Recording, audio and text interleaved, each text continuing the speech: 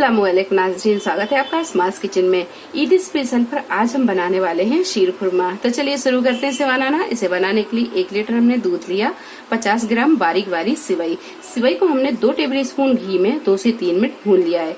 आप भी सिवई को पहले से भून कर रख लें तो आसानी रहेगी शीर खुरमा या किमामी बनाने में। 1 cup condense milk, 1 table spoon खसखस को आप पहले से धोकर और सुखा लें। 1 कप मखाने, 4 से 5 हरी इलायची को हम कूट कर डालेंगे। अगर आपके पास में इलायची पाउडर है तो वो ले लें। 1 टेबल स्पून किशमिश, 10 से 12 खजूर इसे हमने काट लिया है। अगर आपके पास में सूखे वाले खजूर हो तो आप उसे दूध में भिगा दे 2 से 3 घंटे के लिए, फिर उसे काट ले। और काजू, बादाम, पिस्ता इसे हमने 2 घंटे पहले पानी में भिगा के रखा था। इसके हमने छिक्कल हटा दिए हैं। तो 10 से 12 काजू, 10 से 12 बादाम और 10 से 12 पिस्ता लिया है। 1 टेबल स्पून चिरौंजी, 2 टेबल स्पून सूखा नारियल लिया है। दूध को रखते हैं हम पकने के लिए और ड्राई फ्रूट को हम घी में भून लेंगे। सिवई हमारी पहले से भुनी हुई है तो इसे हम नहीं भूनेंगे। मीडियम टू हाई फ्लेम पर दूध को रखेंगे हम पकने के लिए। तो दूध पकता है उतनी देर में हम ड्राई फ्रूट फ्राई कर लेंगे। तो इसे हम दूसरे चूल्हे पर रखेंगे और यहाँ पर हम ड्राई फ्रूट फ्राई कर लेंगे। कढ़ाई में डालेंगे 1 चम्मच के करीब घी और इसमें डालेंगे ये ड्राई फ्रूट, तो काजू, बादाम, पिस्ता। तो 1 से 2 मिनट हम पहले काजू, बादाम, पिस्ता को भून लेंगे। इसके बाद हम दूसरे ड्राई फ्रूट डालेंगे। 1 से 1.5 मिनट लगा। काजू, बादाम, पिस्ता अच्छी तरह भून गए हैं। अब इसमें हम डालेंगे ये चिरौंजी, सूखा नारियल। गैस को भी हमने यहाँ बिल्कुल मद्दा ही रखा है और इसमें डालेंगे खसखस। ये सारी चीजों को थोड़ी देर भून लेंगे। ड्राई फ्रूट बहुत जल्दी भून जाते हैं, इसे 2 से 3 मिनट ही लगते हैं और ये अच्छे से भून जाते हैं। तो आप यहाँ देख सकते हैं ये ड्राई फ्रूट अच्छे से भून गए हैं। तो हम गैस को बिल्कुल मद्दा करेंगे और ड्राई फ्रूट को हम निकाल लेंगे।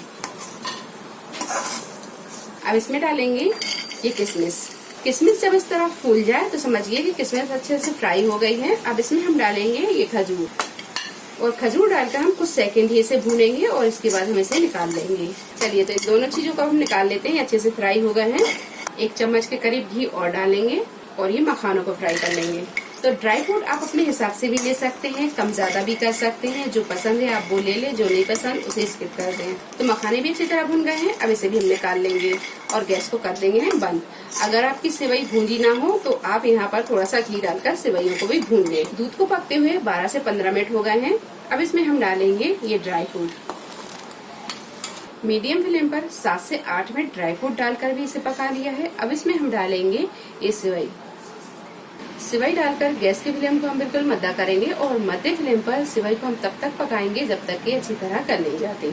और ये कुटी हुई इलायची भी डाल देंगे। सिवई जब अच्छी तरह पक जाए, ये देखिए सिवई अच्छी तरह पक गई है और दूध यहाँ पर थोड़ा सा गाढ़ा भी हो गया है। अब इसमें हम डालेंगे कंडेंस मिल्क। अगर आप यहाँ पर ज्यादा मीठा पसंद करते हैं तो आप इसमें चीनी भी डाल सकते हैं। तो 1 कप के करीब हम कंडेंस मिल्क डालेंगे।